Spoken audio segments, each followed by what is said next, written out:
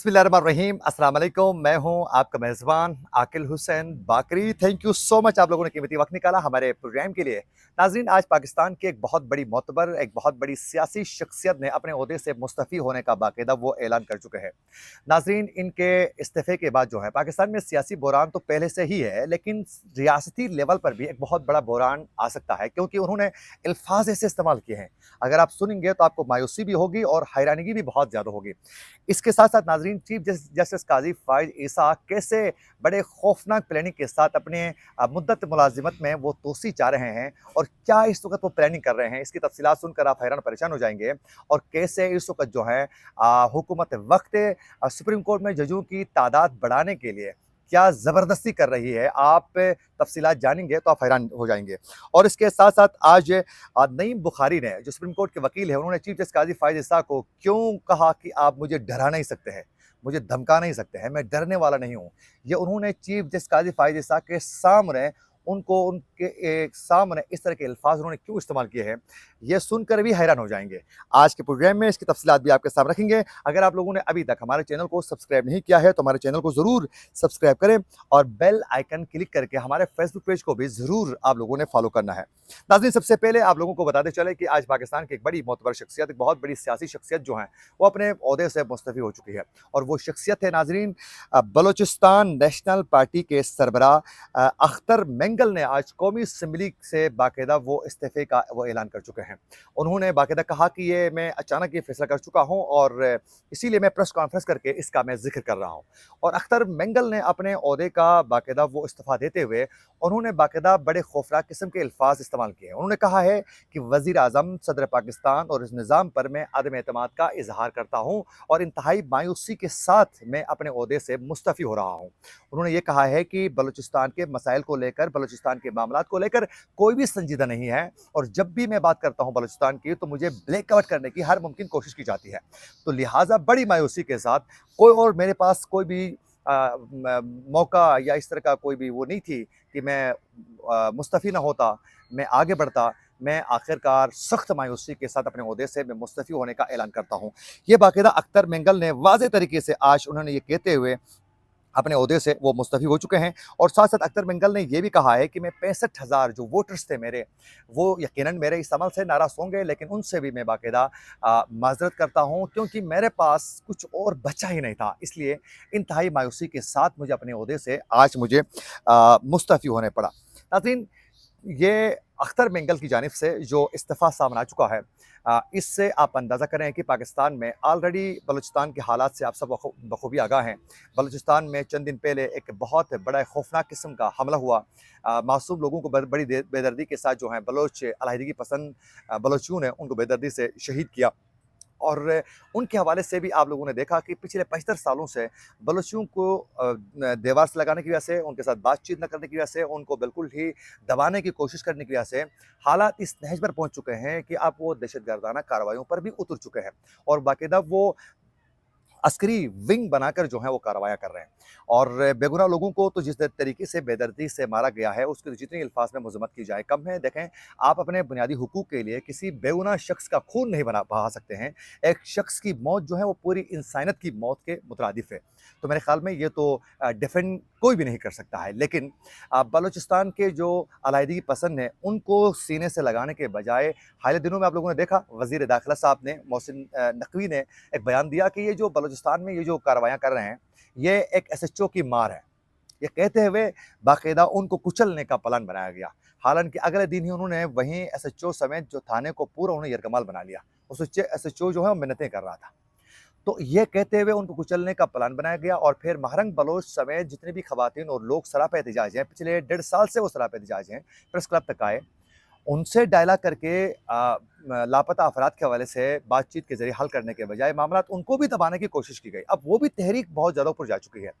अब ये तमाम सूरत हाल पर एक तो अस्करी कार्रवाइयों पर उतरने वाले बलोच, और फिर जो एहतजाजी करने वाले महरंग बलोच के साथ जो लोग हैं वो, और अब रियासत के आइन और कानून का एहतराम करने वाले, जमहूरियत पर बिलीफ रखने वाले, रियासत के वफादार जो बलोच अख्तर मेंगल जैसे सियासी जो लोग थे, उनको भी रियासत की जानिब से, रियासती इदारों की जानिब से मायूस किया जा रहा है।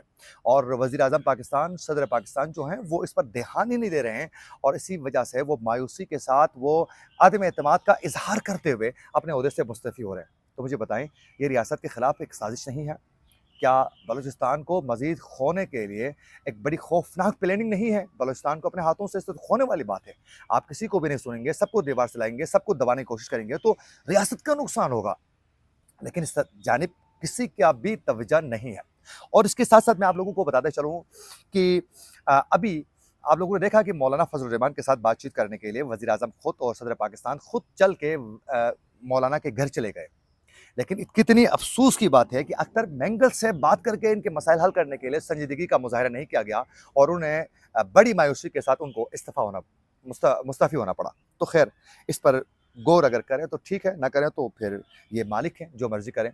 लेकिन दूसरी बड़ी खबर ये है नाज़रीन कि सुप्रीम कोर्ट में जजों की तादाद बढ़ाने के लिए बाकायदा एक बिल जो है बाकायदा आज कौमी असम्बली में बाकायदा पेश किया गया है और ये दानियाल अज़ीज़ के ज़रिए जो है बिल पेश करवाया गया है मुस्लिम लीग नून के रहनुमा के ज़रिए और 23 जजों की तादाद करने के हवाले से बाकायदा एक बिल पेश किया गया है कौमी असम्बली में और फिर वहीं जवाब पेश किया गया है कि सुप्रीम कोर्ट में बहुत से केस ज़ेर इल्तवा है, तो लिहाजा ये तादाद बढ़ाई जाए तो फौरी तौर पर सुनवाई सबके लिए हो सकती है और जितने भी केसेस हैं।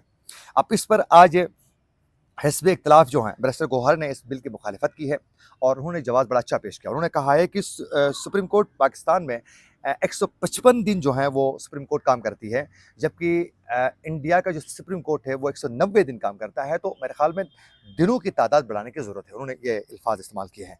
तो ये सब प्लानिंग ये है कि अपने मर्ज़ी के मनपसंद जजों को लाना चाहते हैं, तादाद बढ़ाना चाहते हैं ताकि वो बेहतर तरीके से अपने मर्ज़ी के फ़ैसले करवा सकें और मर्ज़ी से सुप्रीम कोर्ट को मैनेज कर सकें।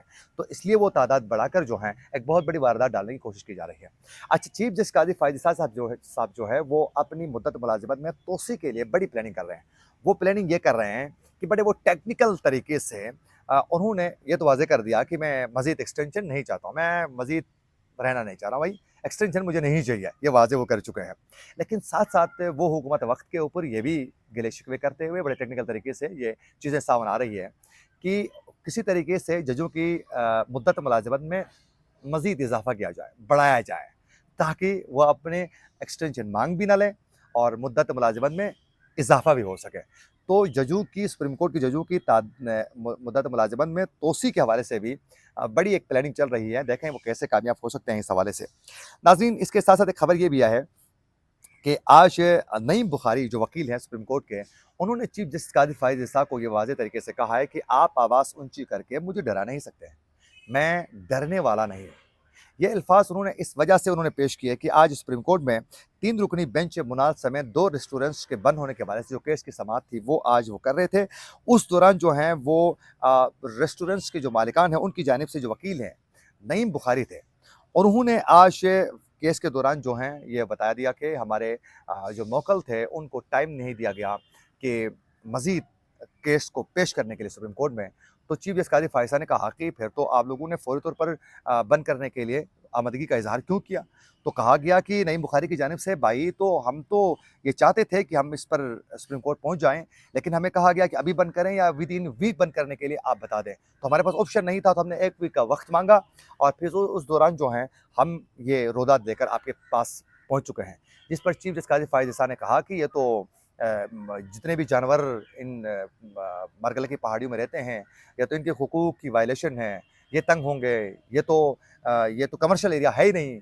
इस तरह के उन्होंने अल्फ़ाज़ इस्तेमाल किए, तो नईम बुखारी ने कहा कि भाई इन्होंने लाइसेंस हासिल करके उन्होंने होटल खोला है, ज़बरदस्ती किसी ने भी नहीं खोला है। अब इसके बाद जो है नईम बुखारी ने ये वाज़ेह कर दिया दरमियान में सख्त सवालात के दौरान कि आप आवाज़ ऊँची करके चीफ जस्टिस साहब आप मुझे डरा नहीं सकते हैं।